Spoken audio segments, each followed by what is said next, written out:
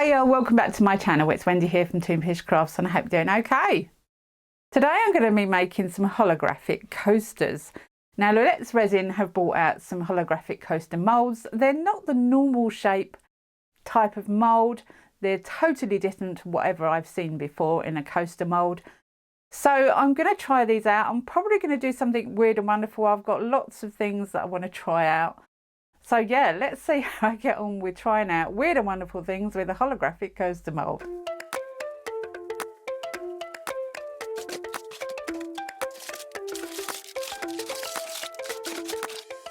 So these are the coaster moulds that Let'sResin sent to me to try out. They're very well packed and always have great information in the box. The first ones I unpacked were a crisscross pattern of holographic design on the mould. Very difficult to pick up on the camera though. The other two, however, were easier to pick up with the camera and you can see the fantastic design on those. Really gorgeous. I'm going to be using Let'sResin resin for this. I love this resin, and if you haven't seen my video when I first tried this resin out, then I'll link it in the top right hand corner. And you've always got to mix your resin thoroughly. Alexa, set timer for 4 minutes. 4 minutes, starting now. And Alexa comes in very handy. It is cold here and I'm using a heat mat. This is a Let'sResin heat mat. I'm warming up the resin on the heat mat as I'm stirring it, and I do mix the resin for 4 minutes. I'm pouring about 50 ml of resin in each of the coaster moulds and I'm just going to leave them clear. I want the resin to go over the top of the centres and round the lip.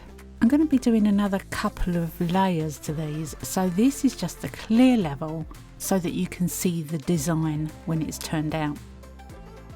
And I'll make sure I go right the way round the inside and outside edge of the bottom lip of the coaster mould with a micro brush to get rid of any trapped air that's caught in a 90-degree angle. Then I give it a good squirt with isopropyl alcohol and leave it to cure.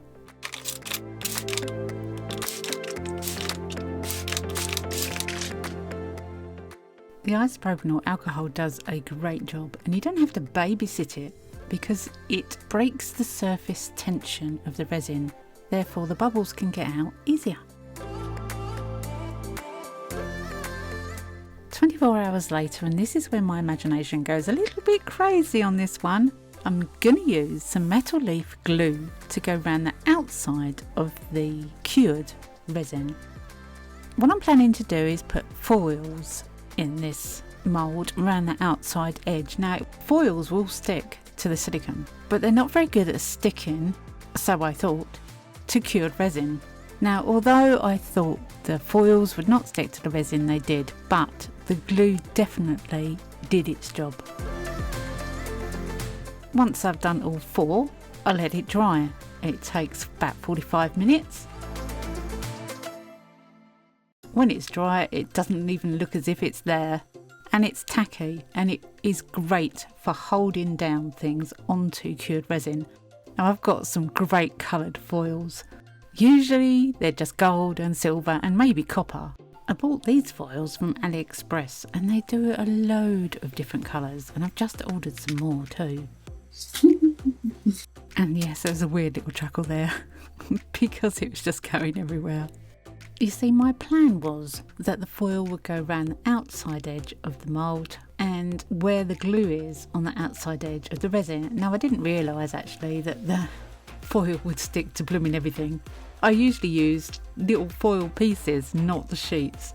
This was a lot of fun though, I have to say, and I definitely decided to take it off the silicone mat because it was all sticking to the silicone mat. It's very, very static, this stuff, but it is lots and lots of fun.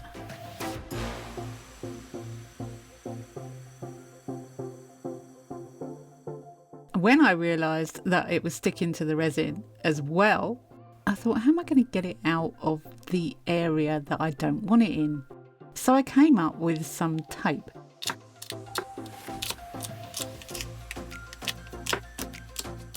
And it actually worked really well. It removed the foil from where there was no glue, but it didn't remove the foil from where the glue had held it.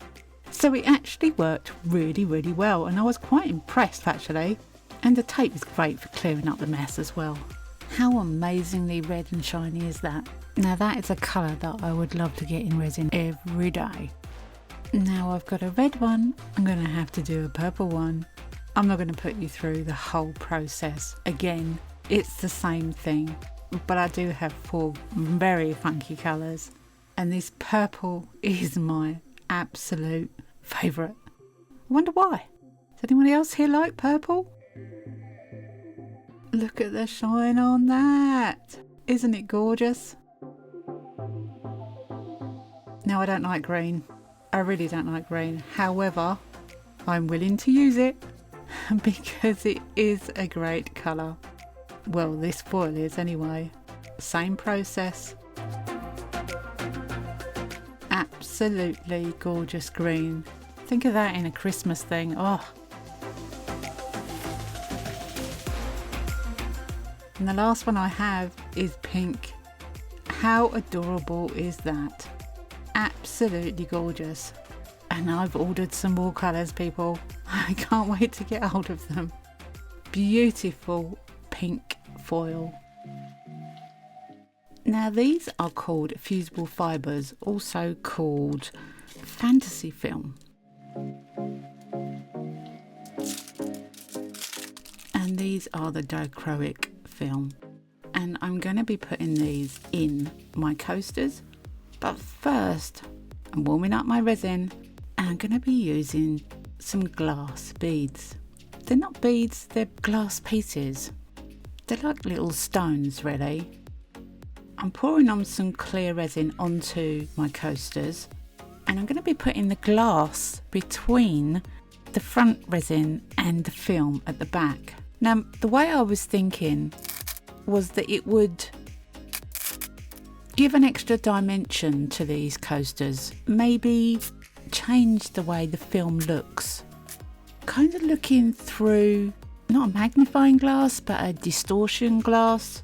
That's what I was thinking, and I wanted to try it. I've managed to get all the glass just below the top edge of the mould, so now I can backfill with resin and put my film on the back of that. This is all a little bit of an experiment. And if you don't try things out, how are you going to know if you like or dislike the outcome? So I'm trying it out for you. You never know. I might actually really like this. I might hate it. I've got to try it.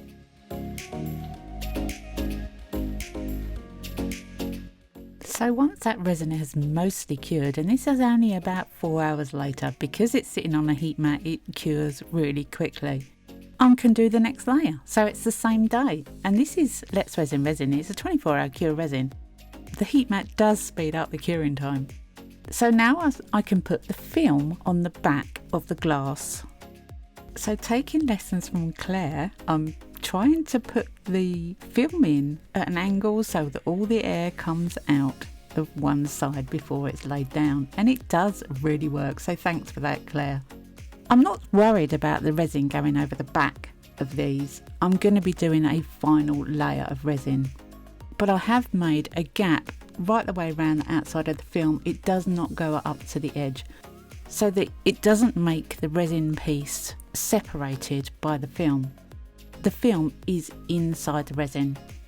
And that's another reason why I put the foil around the outside edge, so you can't see the edge of the film, as I knew that was going to go in and I didn't want any weird edges.